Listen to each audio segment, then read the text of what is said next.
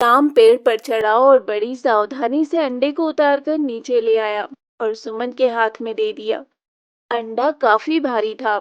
सुमन उसे लेकर घर में आ रही थी, लेकिन तभी अचानक सुमन का पैर कहीं पर फंस गया और वो अंडा नीचे गिरकर टूट गया। सुमन ये देखकर बहुत घबरा गई, लेकिन फिर सुमन और राम ने देखा कि उस अंडे से एक छोटी सी बच्ची निकली। वे दोनों उस बच्ची को देखकर हैरान भी थे और खुश भी। फिर सुमन ने उस बच्ची को गोद में उठा लिया और खिलाने लगी। फिर सुमन ने उस बच्ची का नाम पक्षिका रखा। बहुत समय पहले की बात है। शमशेरगढ़ में राजा हरि प्रताप का राज्य था। वैसे तो महाराज को किसी चीज की कमी नहीं थी, परंतु दोनों पति पत्नी को अभी तक कोई भी संतान प्राप्ति नहीं हुई थी। महाराज बहुत परेशान रहते थे। वो बस अपने शासन को चलाने के लिए एक संतान चाहते थे। एक दिन की बात है, राज्य में कोई पहुंचे हुए साधु आए थे। महाराज और महारानी उनके पास गए। महारानी साधु से बोली, साधु महाराज, कृपया करके हम पर दया कीजिए और हमें संतान प्राप्ति का आशीर्वाद दीजिए। हमारी शादी को इतने साल हो गए, परंतु हमें कोई भी संतान नहीं है। हम अपने राज्य के लिए कोई संतान चाहते हैं, जो कि राजा के आगे के वंश को संभाल सके। तुम बिल्कुल भी चिंता मत करो पुत्री। मैं तुम्हारी समस्या का कोई ना कोई समाधान जरूर निकालूंगा और राजा को संतान की प्राप्ति भी अवश्य होगी। साधु महाराज को महारानी पर बहुत दया आ गई। वे अपने पास रखी हुई एक खजूर महारानी को देते हुए बोले, महारानी, आप चिंता ना करें। ये खजूर अपने पास रखें। जब सुबह आप पूजा पाठ करके फुर्सत हो जाएं, तो इस खजूर को खा लें। आपको संतान प्राप्ति अवश्य होगी। साधु महाराज, आपका बहुत बहुत धन्यवाद, जो आपने अपनी कृपा दृष्टि हम पर बरसाई। मुझे पूरी उम्मीद है कि आपका आशीर्वाद जरूर सक्षम होगा। महारानी ने वो खजूर अपने पास रख लिया और महाराज के साथ पीछे घोड़े पर बैठकर अपने घर की तरफ निकल पड़ी। महारानी ने घर जाकर देखा तो उनके पास वो खजूर नहीं था। वो महाराज से बोली, महाराज, वो खजूर रास्ते में कहीं गिर गया। अब हमें पुत्र की प्राप्ति कैसे होगी? वो साधु महाराज का दिया हुआ आशीर्वाद था, जिसे हमने खो दिया है। रानी, तुम ऐसा कैसे कर सकती हो? तुम्हें उस खजूर को हिफाजत में रखना चाहिए था। वही एक आखिरी उम्मीद थी जो हमारे राज्य को उसका वारिस दे सकती थी। महाराज ये सुनकर बहुत चिंतित हुए और बोले, अब हम क्या करें रानी? हमें खुद समझ में नहीं आ रहा है।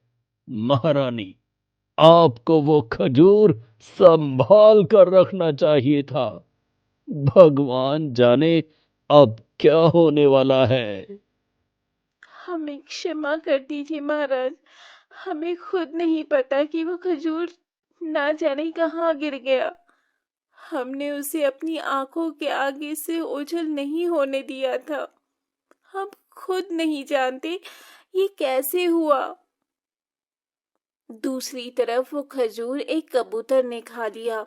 उसी राज्य के एक गांव में एक पति पत्नी रहते थे, जिनकी कोई संतान नहीं थी। सुमन को पक्षियों को दाना खिलाना बहुत पसंद था।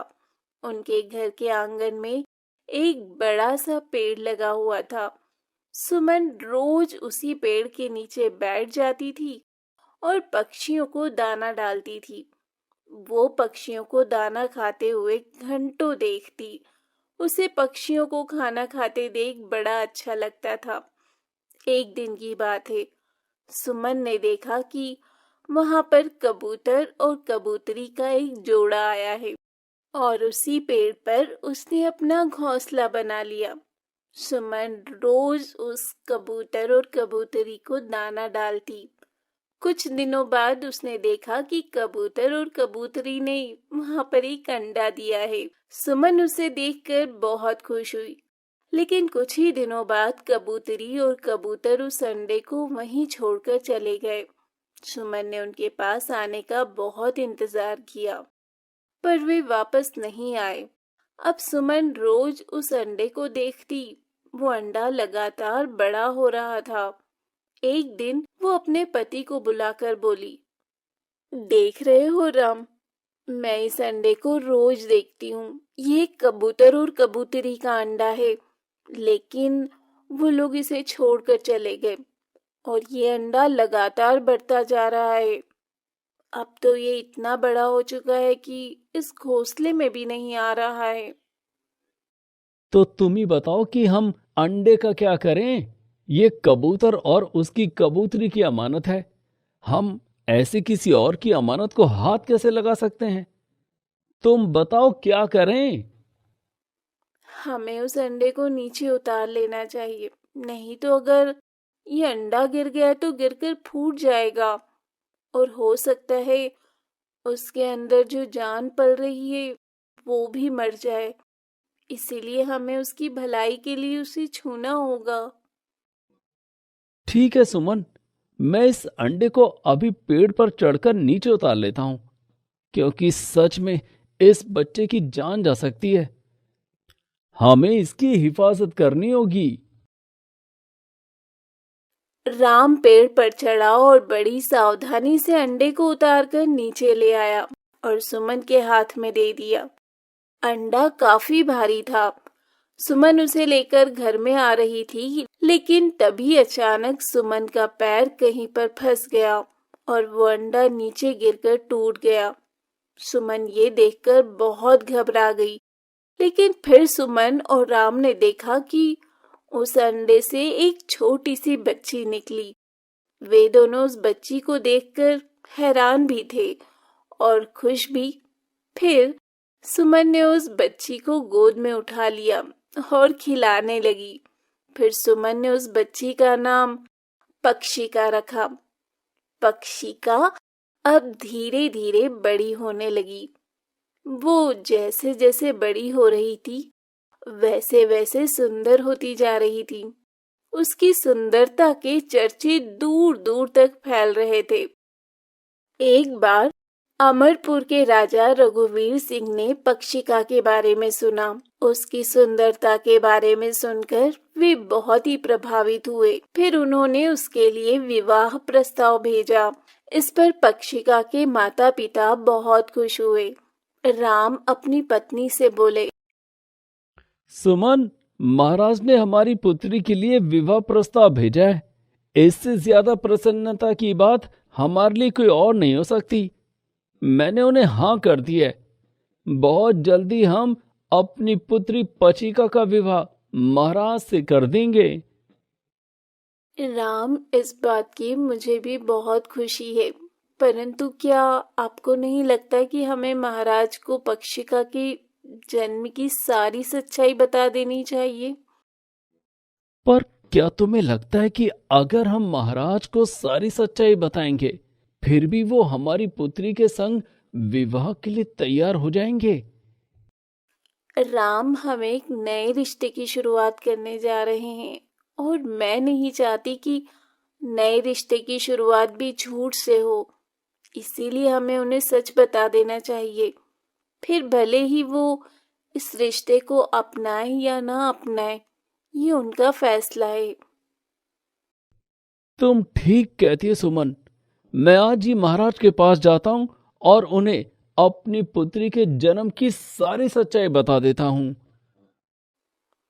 इसके बाद राम महाराज के पास पहुंचे और उन्होंने अपनी पुत्री के जन्म की सारी सच्चाई उन्हें बता दी। महाराज को इन सब बातों पर कोई एतराज नहीं था और उन्होंने राम को शादी की तैयारी के लिए कहा। राम वहां से चले गए। महाराज की पहले से एक रानी थी। रानी वीणावती। वीणावती ये सारी बातें सुन रही थी।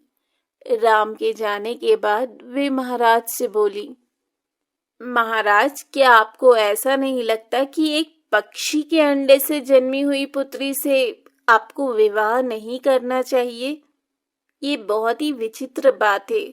और कहीं ये कोई माया जाल हुआ तो, और हमारे राज्य के लिए खतरा हुआ तो?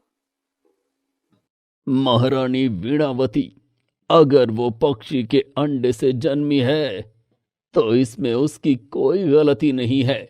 हमें उसके रूप और गुण से प्रेम है। हम उसी से विवाह करेंगे। ठीक है, जैसी आपकी मर्जी। हम आपके हर फैसले में आपके साथ हैं। अगर आप उससे विवाह करना चाहते हैं तो हमें कोई आपत्ति नहीं है। जल्द ही पक्षिका महारानी बनकर राजा रघुवीर सिंह के महल में आ जाती है। राजा रघुवीर सिंह पक्षिका से बहुत प्रेम करते थे। वो अपना ज्यादातर समय पक्षिका के साथ ही बिताते थे। पक्षिका सुंदर होने के साथ साथ बहुत ही गुणी थी। महल के ज्यादातर लोग उससे बहुत प्यार करते थे। उसका स्वभाव इतना अच्छा था कि महल का हर व्यक्ति उससे प्रभावित था। वीणावती को ये सब देखकर बहुत बुरा लगता था। वो मन ही मन रानी पक्षिका से बहुत जलती थी। एक दिन वो मन में सोचने लगी, जब से ये पक्षिका आई है तब से तो महल में मेरा सम्मान ही घट गया है, और महाराज भी मुझसे ज्यादा इसी से प्रेम करते हैं और इसी को समय देते हैं। महल के सभी लोग पक्षिका को मुझसे ज्यादा प्रेम करते हैं और ये बात मुझे बर्दाश्त नहीं हो रही है। मुझे कुछ न कुछ तो करना ही होगा। मुझे पक्षिका को अपने जीवन से हमेशा के लिए हटाना होगा, परंतु कैसे? हाँ, पक्षिका अंडे से जन्मी है। कोई ना कोई राज उसके जीवन का ऐसा जरूर होगा जो सिर्फ वो जानती होगी। मुझे पक्षिका से मित्रता करके उसके जीवन का ये राज तो पूछना ही चाहिए। और यही सोचकर अगले दिन महारानी वीणावती महारानी पक्षिका के कक्ष में गई और बोली, पक्षिका, मैं तुमसे ये कहने आई हूँ कि हम दोनों ही महाराज की रानियां हैं। हम दोनों का ही दायित्व महाराज के प्रति बहुत अधिक है। हम दोनों को मित्रता कर लेनी चाहिए। वीणावती की बात सुनकर पक्षिका बोली, हाँ महारानी, आप सही कह रही हैं। मुझे भी आप जैसी मित्र पाकर बहुत ही प्रसन्नता होगी। अब वीणावती रोज ही पक्षिका के कमरे में आती है और उससे बहुत मीठी मीठी बातें करती। उन्होंने पक्षिका से बहुत मित्रता कर ली थी। एक दिन की बात है, वीणावती पक्षिका से बोली, पक्षिका, मैं जानती हूँ कि तुम्हारा जन्म एक कबूतरी के अंडे से हुआ है, इसलिए मुझे ये भी पता है कि तुम्हारे प्राण तुम्हारे अंदर नहीं होंगे, बल्कि कहीं और सुरक्षित होंगे। तो क्या तुम मुझे ये बता सकती हो कि तुम्हारे प्राण किस में सुरक्षित हैं? हाँ महारानी, आप सच कह रही हैं। मेरे प्राण मेरे शरीर में नहीं, अभी तो कहीं और सुरक्षित हैं, परंतु मैं आपको ये बता नहीं सकती। पक्षिका, हम दोनों तो मित्र हैं ना, और मित्र से कोई भी बात नहीं छुपाई जाती। और फिर तुम ये भी तो सोचो कि हम महारानियों के बहुत सारे दुश्मन हो सकते हैं। अगर कभी किसी ने दुश्मनी निभाने की कोशिश की तो मैं तुम्हारी जान तभी बचा सकती हूँ ना, जब मुझे तुम्हारे राज का पता हो। ये सुनकर पक्षिका ने अपने प्राण का रहस्य बताते हुए कहा, महारानी, अगर आप जानना ही चाहती हैं तो सुनिए। मेरे मायके के आंगन में एक बहुत बड़ा पेड़ लगा है।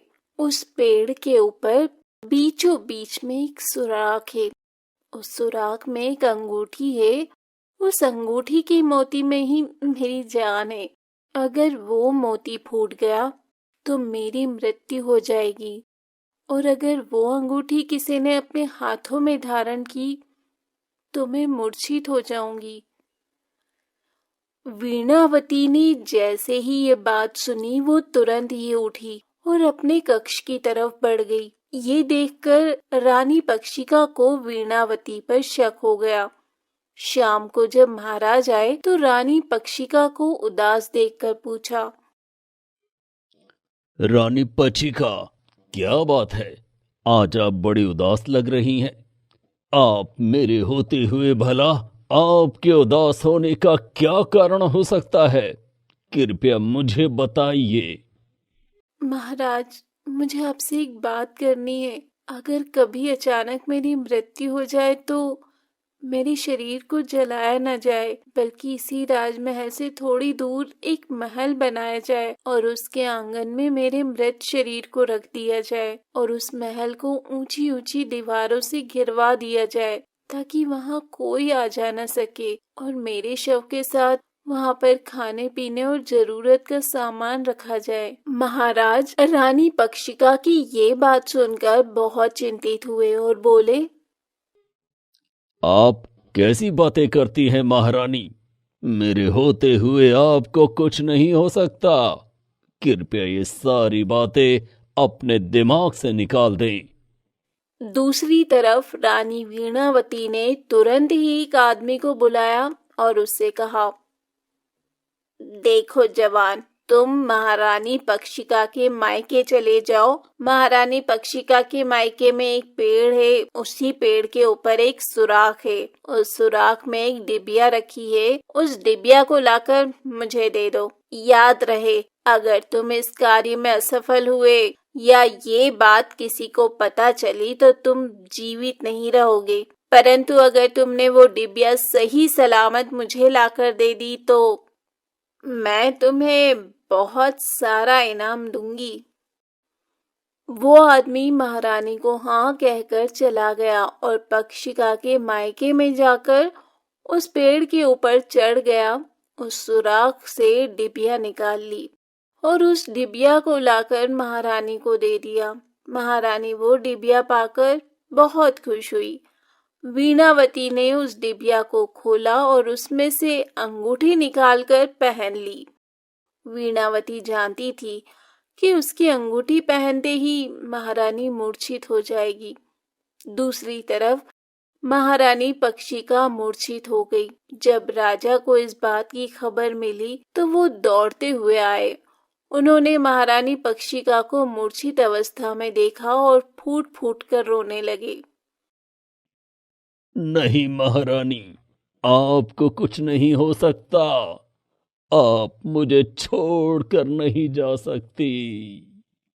इसके बाद मंत्री जी ने कहा, महाराज, अगर आपकी आज्ञा हो तो महारानी के अंतिम संस्कार की तैयारी की जाए। राजा हाँ कहते, इससे पहले उन्हें महारानी पक्षिका की कही हुई बात याद आई। इसके बाद उन्होंने मंत्री जी से कहा, नहीं मंत्री जी, हमें रानी के शरीर को जलाना नहीं है। आप हमारे महल से थोड़ी दूरी पर एक महल बनवाइए। इसकी दीवारें ऊंची ऊंची उठाइए और हम रानी के शव को उसके आंगन में रख देंगे। और हाँ, उस महल में जरूरत का सारा सामान भी होना चाहिए। उसके बाद मंत्री जी ने ऐसा ही किया। फिर राजा ने महारानी पक्षिका के शरीर को उस महल के आंगन में रख दिया और उसके गेट को बंद कर दिया। उस महल के आसपास कोई नहीं जाता था। महाराज अक्सर रानी पक्षिका की यादों में खोए रहते।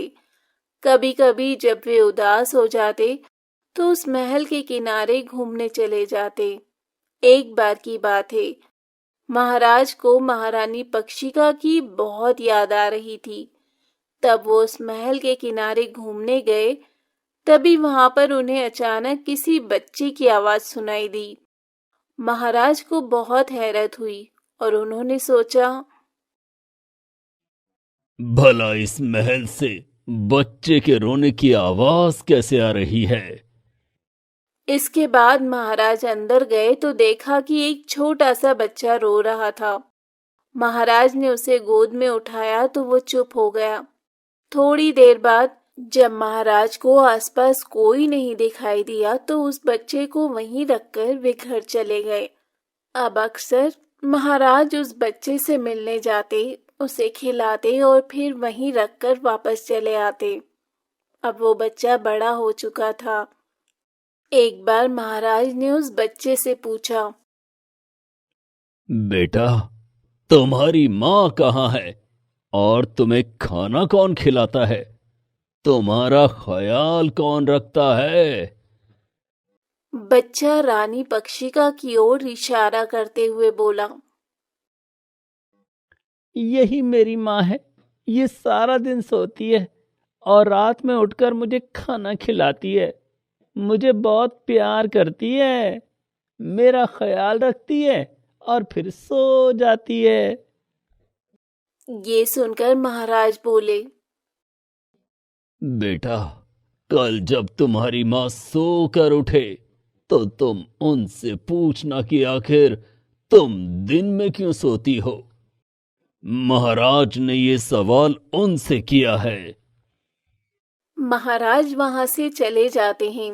जब रात को पक्षिका उठती है तब उसका बेटा उसे सारी बात बताता है और उससे पूछता है, माँ, आखिर तुम दिन में क्यों सोती हो? इस पर पक्षिका कहती है, बेटा, अब महाराज को सारी सच्चाई बताने का समय आ गया है। और ये कहकर पक्षिका अपने पुत्र को सारी बात बताती है और उसे उन सारी बातों को महाराज को बताने के लिए कहती है। अगले दिन महाराज आते हैं तो पक्षिका का पुत्र महाराज को सारी बातें बताता है और कहता है, महाराज, मेरी माँ ने कहा है कि अगर आप किसी तरह महारानी वीणावती के हाथों से अंगूठी ले लें तो मेरी माँ फिर से जीवित हो सकती है। महाराज सारी बातें समझ चुके थे। अब वे घर आए और जब महारानी वीणा सो गई तो उन्होंने वो अंगूठी चुरा ली और अंगूठी चुराकर वो तुरंत ही महारानी पक्षिका के पास पहुंचे। उन्होंने देखा कि महारानी पक्षिका जीवित है। ये देखते ही महाराज ने उन्हें गले लगा लिया। इसके बाद वो अपने पुत्र और महारानी पक्षिका के साथ वापस महल आ गए। दूसरी तरफ महारानी वीणावती अपनी अंगूठी न पाकर बहुत ही बेचैन थी। वो सारे महल में अपनी अंगूठी को ढूंढ रही थी। जैसे ही महाराज रानी पक्षिका को लेकर वापस आए, वो चौंक गई और बोली, इसका मतलब है महाराज कि आपने मेरे कक्ष से वो अंगूठी चुरा ली जिसमें महारानी पक्षिका की जान है। परंतु महाराज, आपको ऐसे चोरी करना शोभा नहीं देता है। और तुम्हें किसी की जान के साथ खिलवाड़ करते हुए शोभा देता है। तुमने पहले महारानी पक्षिका से दोस्ती की, उसके बाद उनसे विश्वासघात किया। तुम केवल सजा की हकदार हो। सिपाही हो, पकड़ लो इसे और हमेशा हमेशा के लिए कारावास में डाल दो। और इस तरह महाराज रघुवीर ने महारानी वीणावती को कारागार में डलवा दिया और अपनी पत्नी पक्षिका और अपने पुत्र के साथ सुखपूर्वक जीवन जीने लगे।